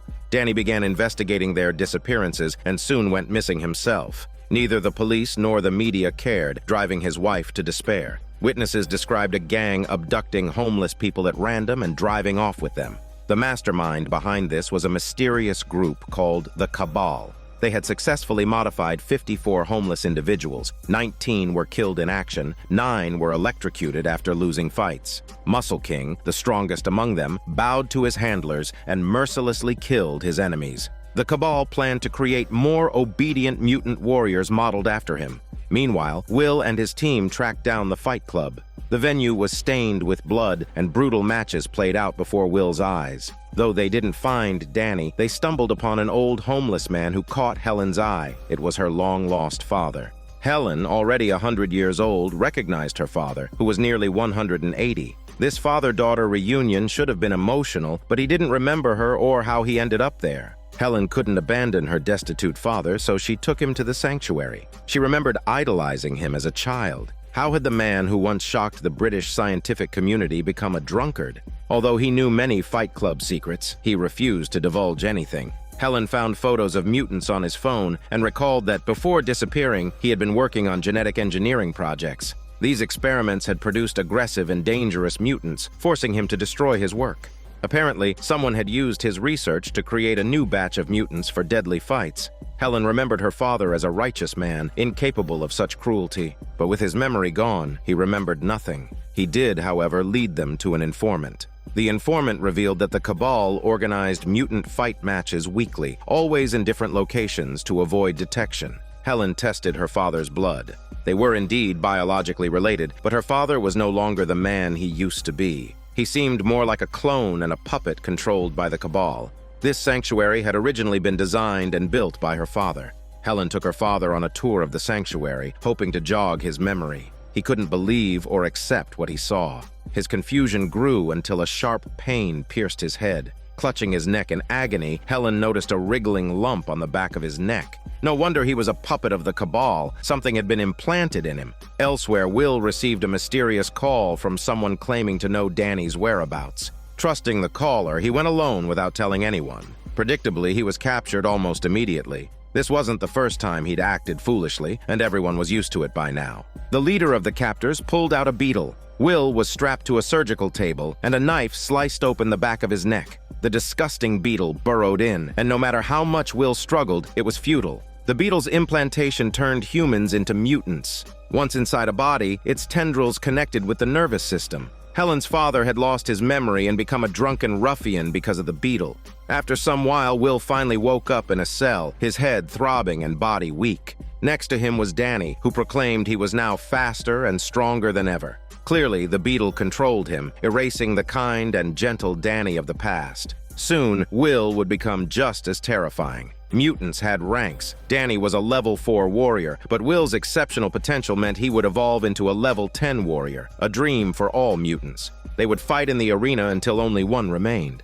Back at the sanctuary, Helen and her team couldn't find Will anywhere. She turned to her inebriated father for answers. Though he knew where Will was, he refused to speak. Helen had no choice but to operate, intending to remove the beetle and restore his conscience. The procedure required local anesthesia to keep him conscious throughout. As the scalpel sliced through flesh, the blood-soaked beetle wriggled inside. Even a slight touch made it fiercely grip his nerves. Helen had to extract the beetle completely, as leaving even a single tendril could paralyze her father for life. Will felt feverish, his veins bulging, his body growing stronger, like a flesh-colored Hulk. Compared to him, Danny seemed frail. Danny remarked that Will looked as powerful as a god. The beetle was taking over his mind, filling his body with energy. These modified warriors, whether by force or by nature, were all sent to the arena. Will had a new title, Beast Boy. In this match, he and Danny would face Lobster Man and Iron Hand. There were no rules, no referees, only the last person standing would leave alive. Will attacked first, his punches leaving Lobster Man defenseless. Danny, using agile rolls and jumps, dodged Iron Hand's strikes. However, despite his agility, Danny lacked strength. Iron Hand lifted Danny high and slammed him down. Will rushed to help, delivering a powerful punch that instantly paralyzed Iron Hand. Scene shifts to Helen. Her father's vital signs began to decline. The beetle's tendrils had fully integrated with his peripheral nerves. His consciousness grew hazy, but he finally recalled his memories with Helen from over a century ago. Back then, he had entrusted the sanctuary to his daughter and, in collaboration with the Cabal, had researched mutants. Little did he know that after their success, the Cabal would implant a beetle in him. Helen finally found the severing point. She exchanged a glance with Ashley. Watching her father convulsing in pain, she knew this was the critical moment. Taking a deep breath, Helen swiftly cut through the beetle's tendrils and trapped the vile creature in a glass jar. Her father, relieved, immediately revealed the location of the combat arena to Helen. Meanwhile, in the arena, 2 eliminated fighters were executed on the spot, leaving only Will and Danny in the ring. Once friends, they now faced off as enemies. Egged on by the gamblers' cheers, Will lost himself in the bloodlust, his punches relentlessly targeting Danny's weak and smelly parts. Conscience and reason were abandoned. He intended to crush everyone beneath him, feeling the loneliness of invincibility. Danny was too weak to stand. Just as Will was about to deliver the fatal blow, Henry suddenly burst from the crowd, clinging to him desperately. Recognizing Henry, Will regained a sliver of sanity and urgently called for help.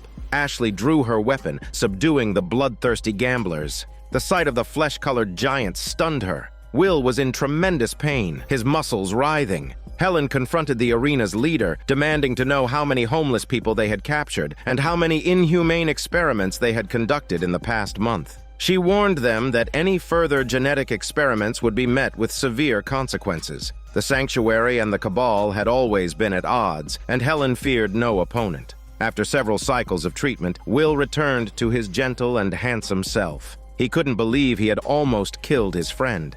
Danny, missing for months, was finally reunited with his wife and children. Will hadn't let them down. Helen found her long-lost father. Like a little girl, she poured out her decades of longing. However, her father insisted he had to leave because the Cabal wouldn't let him go. Staying any longer would put everyone in danger. For the sake of their family and all the sanctuary's residents, father and daughter had to part ways once again. The scene shifts to a lowly weather reporter named Amy, who had caught wind of a potential big story. She and her cameraman sneaked into an abandoned warehouse with sirens blaring in the background, a sure sign of major news. They found 3 bodies on the scene, but the police blocked their entry and refused to disclose any information. Amy always dreamed of breaking a major story to climb the career ladder. Now that the opportunity had arrived, she wasn't about to let it slip away. She circled to the back of the warehouse and finally found an entrance.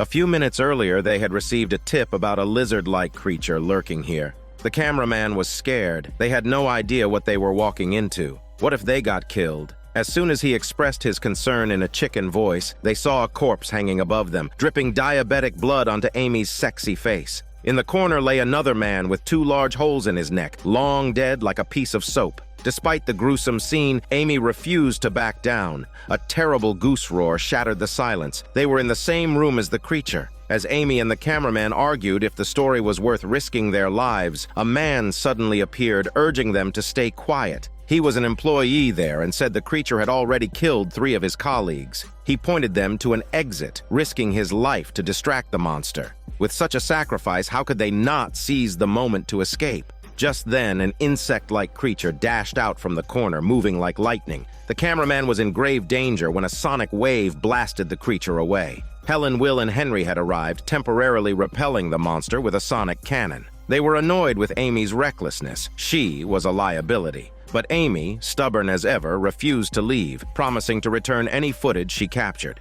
Helen had no choice but to let them tag along as they hunted the creature. Henry detected the creature in the southwest corner of the warehouse. They planned to set up an electric net and have Ashley lure the creature into the trap. Everything was ready and they hid, waiting for the monster to take the bait. The creature got caught, but to their surprise, it broke free from the high-voltage net and disappeared without a trace. This meant the monster was far more powerful than they had anticipated, throwing the group into disarray. The footage they had already captured was enough for Amy to get her promotion, but she wanted more. The mysterious scientists were unknown to the public. If she could record their operations, she could become a TV star overnight. Easy for her to say, while the poor cameraman struggled with a 20-pound camera, panting and slowing them down. Helen explained that the creature was a mutant Asian cockroach, native to the Korean peninsula and extremely rare. Someone reckless had brought it here. They found the creature's original containment box filled with thick webs, disgusting. Overhead, the sound of helicopters indicated the area was now under tight security. SWAT would arrive in 15 minutes, meaning they had to capture the creature quickly. The cameraman was extremely nervous, muttering that he was just a lowly employee and didn't want to die. Amy tried to seduce Henry for secrets, but he wasn't buying it. Unlike Amy, Henry was content with his role in the team and didn't crave the spotlight. At that moment, they discovered a survivor in a corner. It was the hero who had tried to help Amy and the cameraman escape earlier. Though badly injured, his life was not in danger. Perhaps the creature only intended to neutralize threats, not to kill.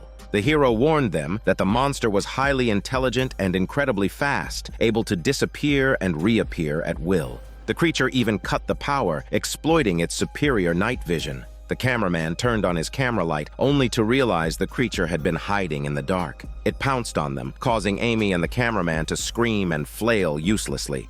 After a thrilling gunfight, the team managed to shoot the creature with a few tranquilizer darts, but they had no effect. Instead, the creature grew more frantic. Despite being an insect, it was smart enough to cut the power, knowing it had an advantage in the dark. Will theorized that someone had forcibly brought the creature here. He kept wondering why it hadn't escaped since nothing was around to restrain it, and why it stayed in the warehouse, attacking them relentlessly. Will and Ashley found a locked cargo hold, its surface covered in claw marks from the creature. The monster seemed interested in what was inside. Will opened the cargo hold, revealing a well-sealed container. Inside were 8 gigantic monster eggs. No wonder the creature had been guarding the warehouse so fiercely. It was a mother protecting its young.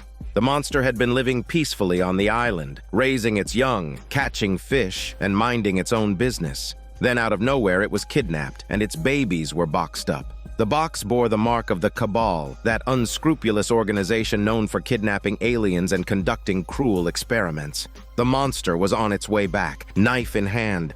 Staying here was clearly not a wise move. But just then, an even more serious situation arose. The badly injured hero suddenly started convulsing and foaming at the mouth, dying within moments. He had seemed fine just a moment ago. It turned out the monster was not only fast and strong, but also venomous. A single bite could poison a person to death in no time. Now Amy was scared. She had thought this was just a game, sneaking in to get some footage and hoping for a promotion. She hadn't considered whether she'd make it out alive. The group regrouped to discuss their next move. Since the monster only wanted to protect its young, they decided to use the eggs to lure it back into the cargo hold and quickly remove it from the scene.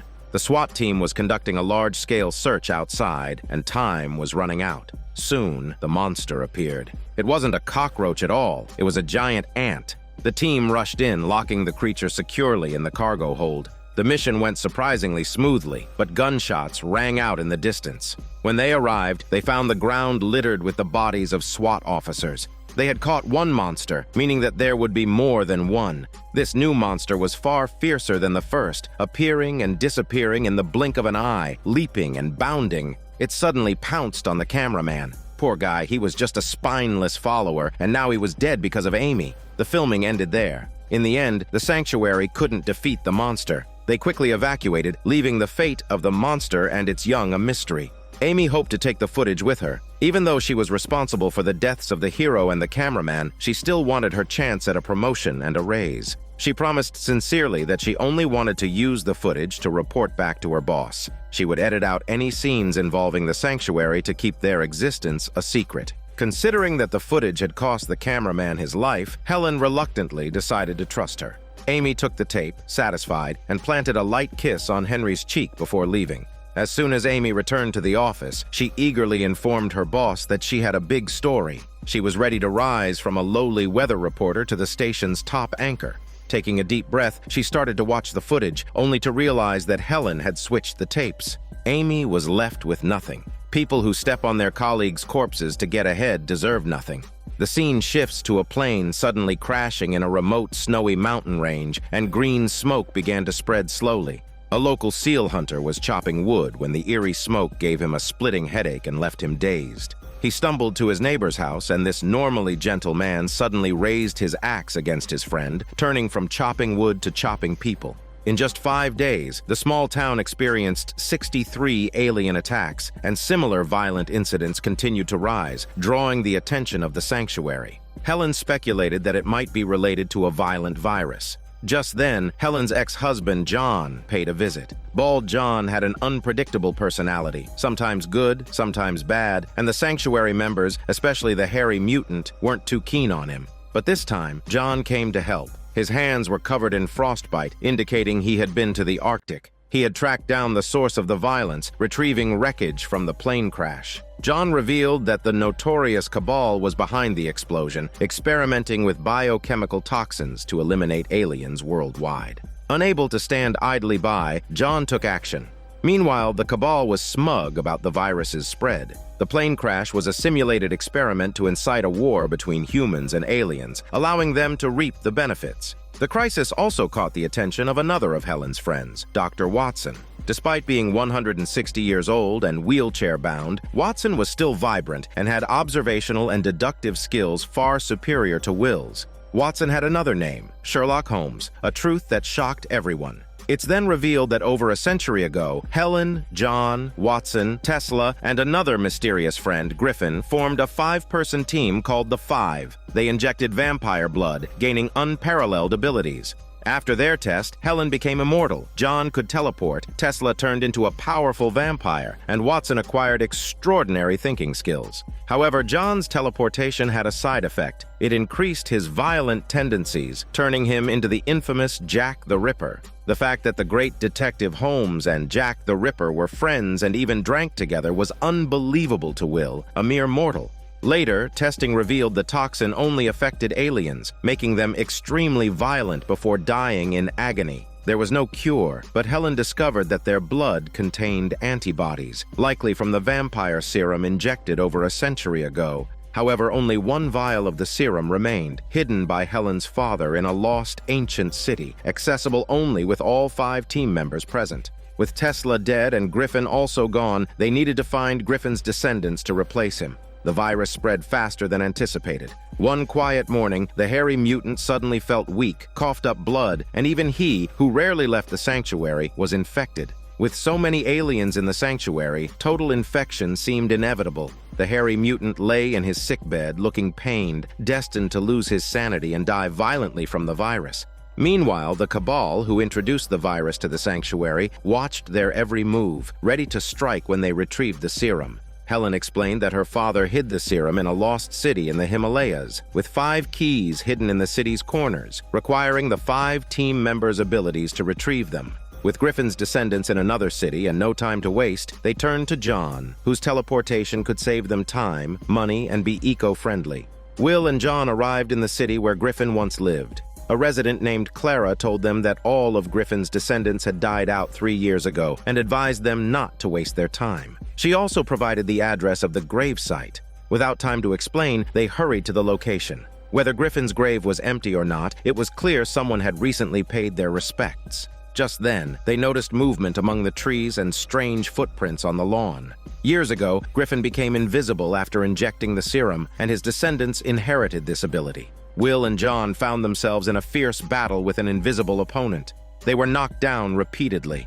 In a moment of inspiration, Will turned on a water pump, revealing the invisible figure. Jon quickly intercepted the invisible person, who turned out to be Clara, the very woman who had given them directions earlier. Clara was actually Griffin's granddaughter. Unsure of Will and Jon's intentions, she had used her invisibility to observe them from the shadows. Invisibility was a useful skill, but it did require her to strip naked each time, making it quite risky and shameless. With 4 members of the original 5-person team now assembled, Helen decided to search for Tesla's key on her own, as Tesla had died. Ashley and Henry also wanted to contribute. According to intelligence, the Cabal planned to detonate a larger dirty bomb in 3 days, spreading a massive dose of the virus worldwide. Time was running out. Henry and Ashley infiltrated the Cabal's headquarters, but lacking experience, they fell right into a trap. They heard as they regained consciousness in a laboratory. The Cabal's logistics and operations chief introduced herself. She had always considered the Sanctuary a formidable adversary, but found Ashley and Henry's incompetence unbelievable.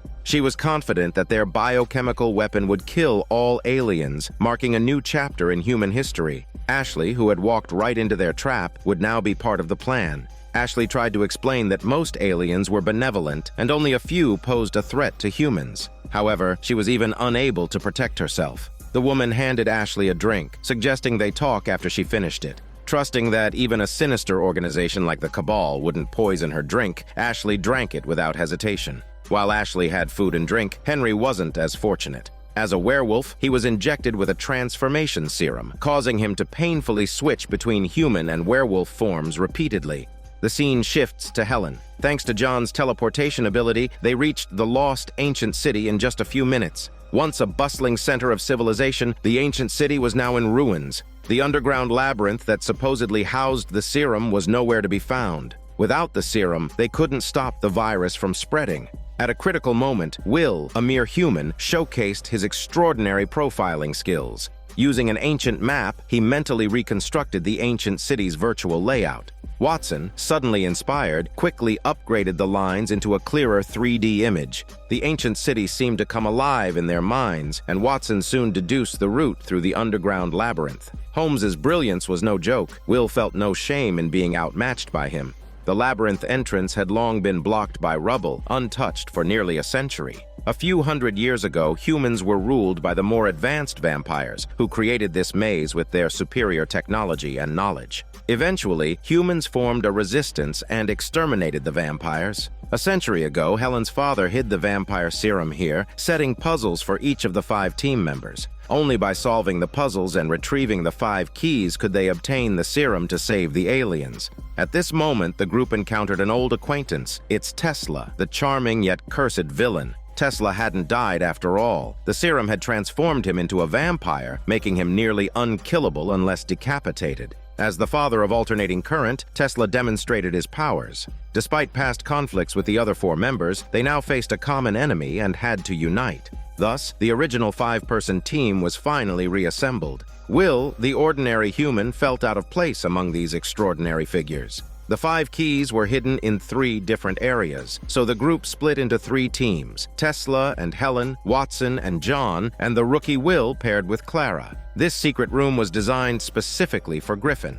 The key was hidden at the end of the corridor. If anything visible touched the floor of the room, it would trigger a catastrophic collapse. Clara had inherited her grandfather's invisibility ability, so she could easily retrieve the key by becoming invisible. However, her skill failed her at this crucial moment. Clara explained that she needed to see a naked man to focus. To save the aliens and defeat the Cabal, Will reluctantly stripped down to his stinky underwear. Thanks to that, Clara quickly got into the zone with the sight of a naked man.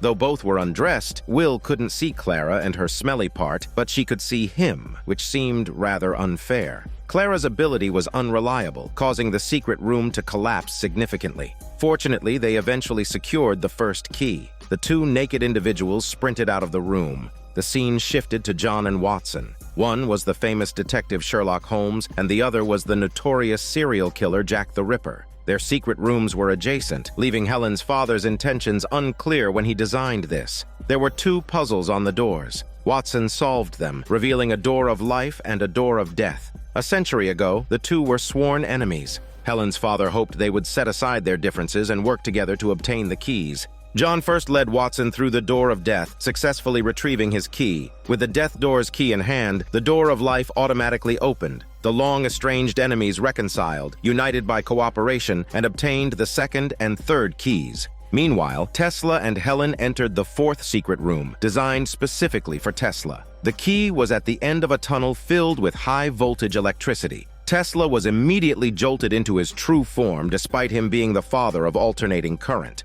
Without his natural resistance to electricity, he would have perished. Enduring the pain, he managed to reach the end of the tunnel and retrieve the 4th key. He had to endure another shock on the way back. Despite the ordeal, seeing Helen worry about him brought him a small sense of happiness. He had loved Helen for years, but she had married Jon. Finally, it was Helen's turn. Besides her immortality, Helen had no other powers. Being the biological daughter of the designer, her test was straightforward, a simple math puzzle. She quickly solved it and secured the final key. The three teams reconvened in the secret room's hall. Everyone was in good shape, except for Will and Clara, who had rushed out without dressing. They had retrieved the key, but at the cost of their modesty. Understanding the necessity, everyone let it slide. The 5 keys were inserted into their respective slots, and the vampire serum, sealed for a century, resurfaced. The serum had the power to alter history and create any future. They had succeeded, but Watson aged several decades in an instant. When the 5 of them had injected the serum years ago, the powers they gained were random. Watson had acquired extraordinary cognitive abilities, but not immortality. For years, he had relied on machines to sustain his life. Now, with the battery depleted, his life was ending. He had known this mission might be his last, but had to expend his life to save the aliens and complete one final adventure. Grasping Will's hand tightly, he told him that he had always felt this mission was too easy, absurdly so. There must be something else at play, so he urged Will to find the missing piece. With that, he breathed his last. Watson was gone, but their mission was far from over.